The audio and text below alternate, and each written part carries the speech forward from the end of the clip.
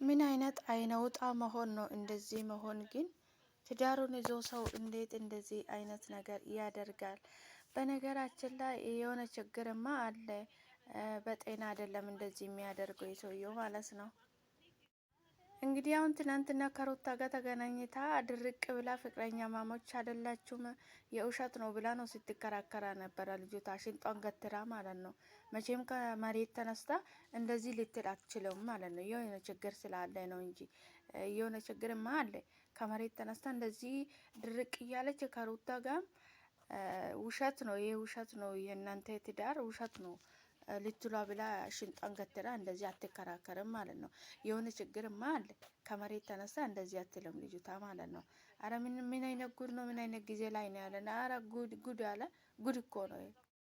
ሰላም ሰላም፣ ውድና የተከበራችሁ የቻናሌ ቤተሰቦች እንዴት ናችሁ? ልኝ ደህና ናችሁ? እኔ ያለው እግዚአብሔር ይመስገን። ሰላማችሁ ይብዛልኝ ለእናንተም በያላችሁበት ቦታ እኔ ጋር ይበዛ ሰላም ለእናንተም ይብዛላችሁ እያልኩኝ ዛሬ ከች ብያለሁ ማለት ነው። እንግዲህ ድራማ ነው ወይስ ምን ይባላል? አሁን የሚገርም ነገር ነው።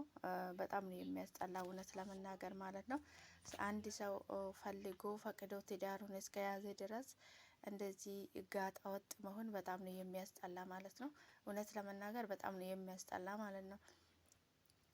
ጭራሽ እንቷን ጋር ግትር አድርጋ እናንተ ትዳር አይደላችሁም፣ ፍቅረኛማዎች አይደላችሁም፣ ባልና ሚስቱም አይደላችሁም እያለች ነበረ ስትከራከር የነበረ ልጅቷ ማለት ነው። ከሩታ ጋርም ተገናኝታ እንግዲህ የምታወራ ሌላ ነገር ነው።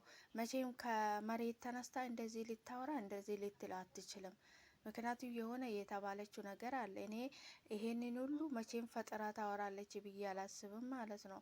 ቆይ አብርሃም ምን አስበ ነው እንዴ? ምን አስበ ነው? እና እንግዲህ ዘለ ካልጨረስክ ለምን ትዳር ያስከው? ለምንድን ነው በሴት ልጅም ህይወት የምትጫወተው? እውነት ለመናገር በጣም ነው የሚያስጠላ። ይህ ያልጨረስክ ነገር ካለ እኮ ገና የሚቀርቅ ነገር ካለ እኮ ማለት ነው ትዳር ውስጥ መግባት አልነበረብህም ማለት ነው። ትዳር ውስጥ መግባት አልነበረብህም።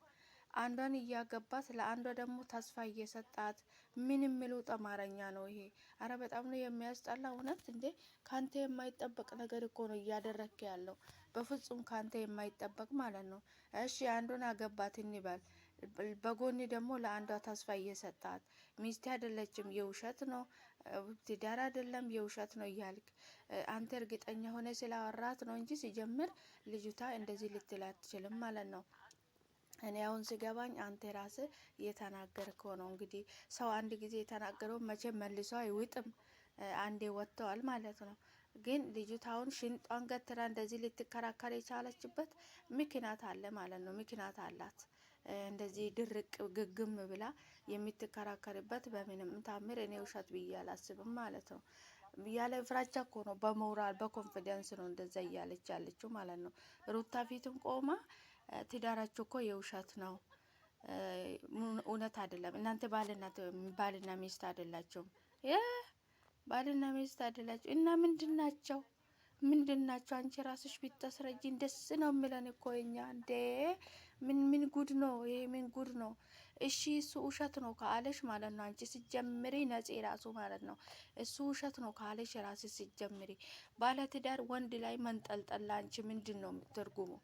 እሺ ተስፋም ሰጥቶሻል እንበል ይስጥሽ። እሺ ሰጥቶሻል እንግዲህ አግብተዋል፣ ባለትዳር ነው እንግዲህ ጭራሽ አሁን የልጅ አባት ሊሆን ነው፣ የልጅና ልትሆን ነው ሩታም።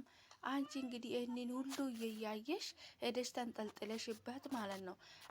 ለምሳሌ አንቺንም እኮ ነገ ላይሽ ላይ ደርቦ እንደዚህ እንደማይሆንብሽ በምን እርግጠኛ ሆንሽ? በምን እርግጠኛ ሆንሽ? እስኪ እዚህ ጋር እኔ ጥያቄ ያለኝ እንዴ የሰው ትዳር ላይ መንጠልጠል፣ ነገም ደግሞ እኮ አንቺ ትዳር ላይ መጥተው የምትንጠለጠል ሴት ትኖራለች እኮ። አረ ጉድ ፈላ። አረ መስተዋሉን ስጠን እንዴ! በጣም ነው የሚያስጠላ። አረ አሰብ አደርጉት። እንደዚሁ እንደ ወረደ አታምጡብን እንዴ! በጣም ነው የሚያስጠላው።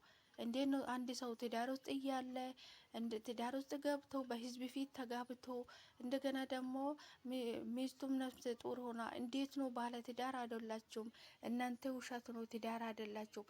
ምን የሚሉት አማርኛ ነው ይሄ?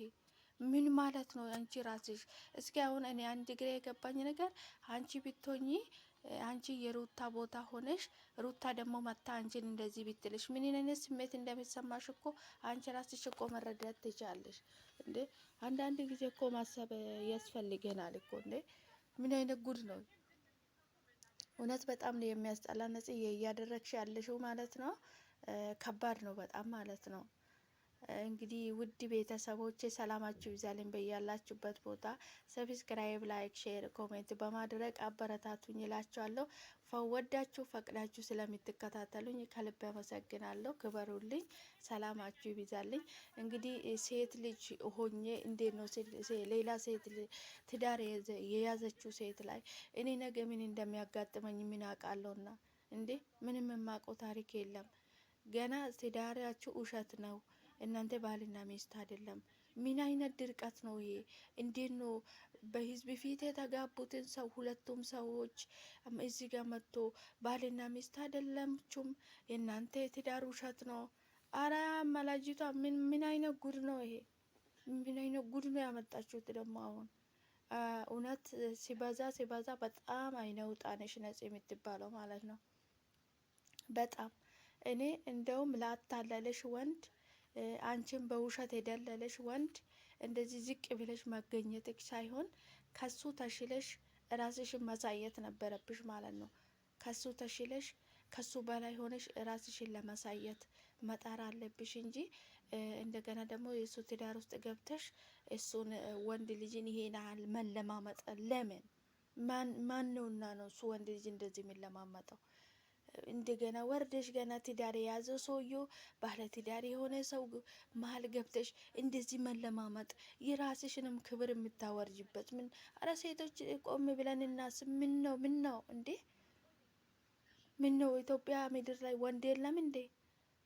ገና እንደገና ትዳር የያዘውን ወንድ እየተለማመጥሽ ጊዜሽን ከምታጠፊ ሄደሽ ራስሽን የተሻለ ሰው ሆነሽ አትገኝም?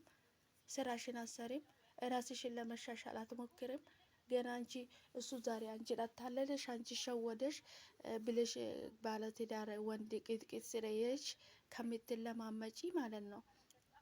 እንደውም እንደዚህ አይነት ሰው ማለት ነው ዞር ብሎ እሱ የደረሰበትን ቦታ ያለ መድረስ ነው። ገባሽ አይደለ? ብዋሽሽም እንግዲህ ውሸቱ የራሱ ነው ማለት ነው። ቃል አልባ የሆነው ራሱ ነው። አንቺ ግን ይህን ያህል ወርደሽ ትዳራቸው ውስጥ ገብተሽ ትዳራቸው የውሸት ነው ብለሽ የሴትነትሽን ክብር ማውረድ በጣም አስነዋሪ ነው። ነጽ እኔ እውነቴን ነው የምልሽ። እኔ አንቺን ቢያደረገኝ ማደርገውን እሱ ያለበት እግሬ አትደርስም። እሱ ያለበት ሰፈር እንኳን አልሄድም። የሚገርምሽ